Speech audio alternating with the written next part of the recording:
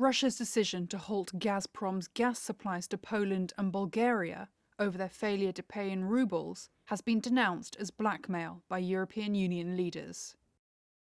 Speaking on Wednesday, European Commission President Ursula von der Leyen said the move was no surprise. Gazprom's announcement that it is unilaterally stopping gas deliveries to certain EU member states is another provocation from the Kremlin. But it comes as no surprise that the Kremlin uses fossil fuels to try to blackmail us. This is something the European Commission has been preparing for in close coordination and solidarity with member states and international partners. The Kremlin has dismissed accusations that it has used natural gas as a tool of blackmail. Moscow says it cut off supplies to enforce its demand for ruble gas payments needed to shield its economy from international sanctions over the war in Ukraine. Overall, state-controlled gas pipeline Gazprom supplies Europe with about 40% of its gas needs. Warsaw, which has been at the forefront of efforts to keep Ukraine's military supplied with equipment to fight Russian forces, says the halt was a breach of contract. Poland's President Andrzej Duda vows to take legal measures.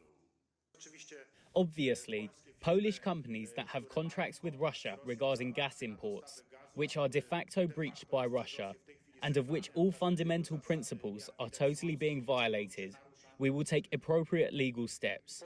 I deeply believe in this, in enforcing appropriate compensations from the Russian side, from Gazprom, for violations of the provisions of the contract.